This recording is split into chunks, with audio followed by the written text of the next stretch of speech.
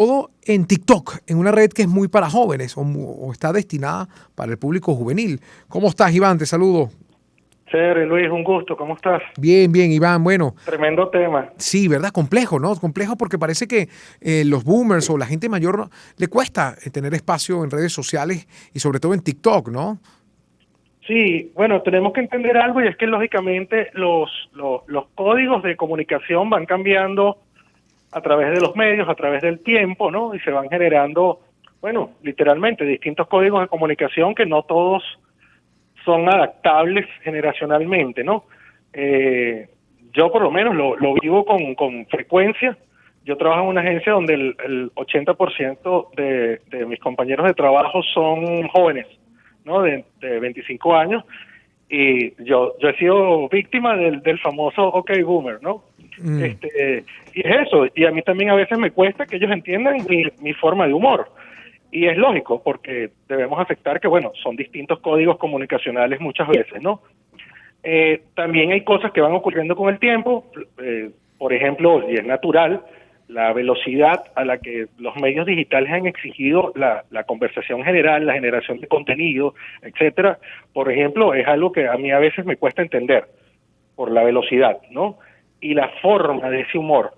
Eh, por lo menos un clásico que te puedo mencionar y que nosotros vemos generacionalmente grandes diferencias, por lo menos está en la forma del bullying, por ejemplo. En mi época de colegio, no sé, uno podía tener 10 sobrenombres, ¿no? Hoy en día los sobrenombres pasan por otro tipo de conducta asociada, etcétera, etcétera, y las personas son más sensibles hacia ese tipo de situaciones, y entonces hay el que te dice, no, es que eso no es una broma, y uno dice, bueno, sí era una broma.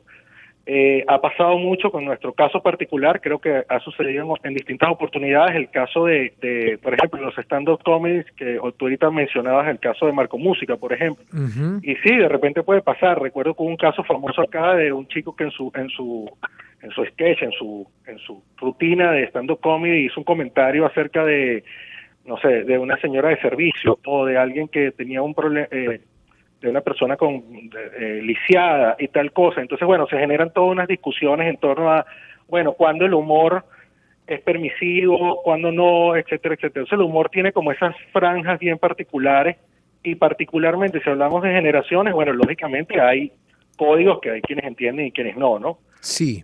Iván, con respecto a el humor que se hace en redes sociales, que bien es cierto que uno puede generar o puede buscar sus propios intereses, sus propios gustos. Para eso la red también es un poco amable. A mí me gusta hablar también de las cosas buenas de la red. Tú puedes agrupar qué quieres seguir, qué es lo que te gusta ver. Y la red te va a ayudar, te va a sugerir tal vez las matas, te va a sugerir las playas más bonitas, los hoteles más 5 estrellas, dependiendo de tus gustos. Pero ¿qué pasa cuando estas dos brechas se conectan y empiezan las opiniones? Y sobre todo la forma a veces tan agresiva que se comunican. ¿Cómo ves un poco lo que se gesta entre estos dos polos, sobre todo a la hora de comunicarse? Porque, ojo, no voy a defender ni a los boomers ni a los millennials. He visto agresividad de lado y lado, ¿no? Sí, sí. Como te decía, también hay niveles de sensibilidad un poco distintos que corresponden allí, porque es eso, son códigos comunicacionales distintos. Unos están más acostumbrados a cierto tipo de lenguaje, otros a otro. Por ejemplo, en épocas, digamos, de hace más tiempo, el referirse a una persona como gorda, como negro, etcétera, etcétera, tenía una connotación que puede ser incluso distinta para una persona hoy en día, donde de acuerdo a la evolución social ha habido modificaciones en ese sentido. Y yo no Interesante. comparto esta visión de que los jóvenes son una generación de cristal y su sensibilidad hacia las cosas. No, sinceramente, esta sensibilidad es distinta, hay unos códigos de lenguaje.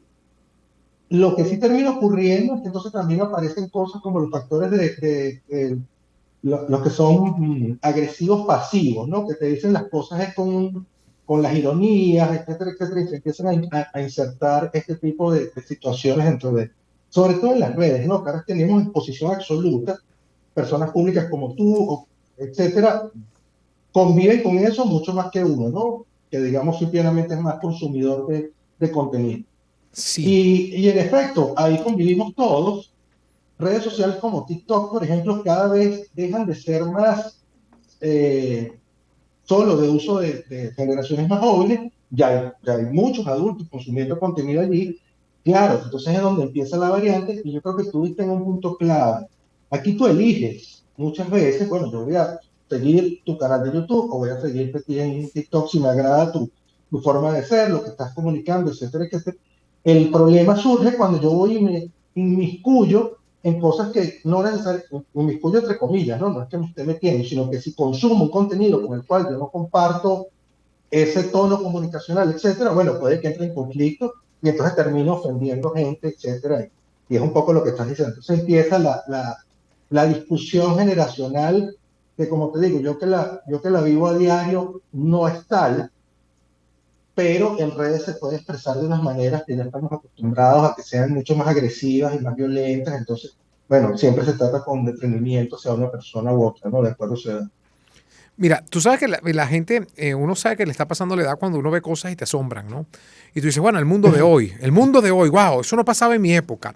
Y alguien muy interesante la otra vez hizo un análisis hacia justamente los boomers o los padres de estos millennials, que decían que la tecnología nos está ofreciendo el mundo a través de las pantallas del mundo de hoy, nos está acercando el mundo de hoy, nos está acercando otra vez a la naturaleza de forma más rápida, nos está acercando a los países que no conocíamos, nos está acercando las realidades que no desconocíamos, a las comunidades, cómo se están agrupando, el tema de las violaciones de derechos humanos, que ahora es mucho más abierto el debate, cuando antes solamente tenías pocos escenarios para poder debatir o defenderlo. Y me pareció interesante ese punto. Y voy con mi pregunta, ¿tú sientes que el mundo de hoy es más complejo que el de antes, sobre todo ante este asombro que los padres ven en redes sociales con el comportamiento de sus hijos? O el Sí, comportamiento de la juventud, pues. sí, ojo, sin duda alguna, antes el acceso era mucho más limitado, tenía unos medios que no son como los medios que hoy en día tenemos, donde, ojo, todo está expuesto, ¿ok? Bueno, malo, regular, etcétera, etcétera. Lógicamente, estos son medios, ¿ok? Y como medios, bueno, uno tiene acceso a ellos. El uso que finalmente se les dé es como todo, o sea, es decir, no podemos decir es que Twitter es, o X, como ahora se le llama, es una plataforma de odio y de resentimientos, etcétera, etcétera. No, es el uso que la gente le empieza a dar. Y así sucesivamente. Y uno agarra y dice, bueno, TikTok, el principal nicho inicial que tuvo eran un montón de coreografías, etcétera, etcétera, y así sucesivamente. La gente las va moldeando. Y una de las cosas interesantes con las plataformas sociales es que las plataformas sociales se van autorregulando.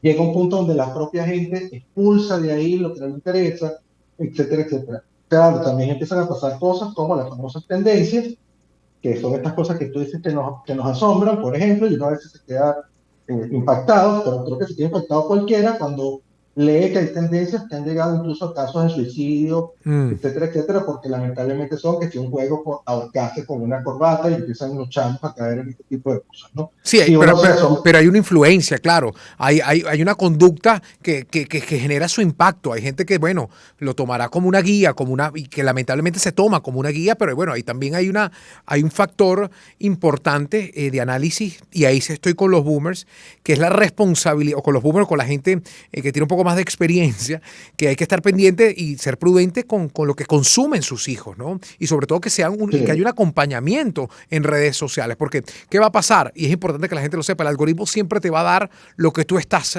buscando. ¿Ok? Entonces, lamentablemente, si hay gente que le gusta los juegos de riesgo, el Instagram y las redes te van a mostrar esos juegos de riesgo, y va generando un patrón de conducta mediante lo que te están las redes dando como sí. tribuna. Yo creo, Fíjate que yo hice un perdón. experimento, yo hice un experimento interesante que fue abrir Instagram sin login, o sea, sin haberme puesto seguir gente, interactuar con contenidos, solamente que me mostrara tendencias, ¿no? O sea, para ti neutral, vamos a decirlo así. Y una de las cosas que me asombró era la cantidad de contenido, por ejemplo, policial. Mm, Y yo decía, wow, y atracos frustrados, operativos policiales, etcétera, etcétera. Claro, no todo el mundo sabe que tú le puedes decir a ese tipo de contenido, no me interesa, porque es una acción que tienes que ejecutar y se empieza a desaparecer de tu para ti. Y así sucesivamente. Ya cuando tú empiezas a interactuar con cuentas, desde hacer capturas de pantalla, guardar, compartir, etcétera, bueno, se empieza a moldear. Y como bien tú lo estabas diciendo, eso yo creo que es uno de los grandes, no voy a decir problemas porque no es un problema, pero es una de las situaciones que ocurre con las tendencias, en este caso de contenido algorítmico, y es que, por supuesto, entuban el contenido, ¿no? Empiezan a decir, esta persona, esto es lo que le gusta, le agrada, etcétera, etcétera, y entonces te cuesta mucho más salir de allí, ¿no?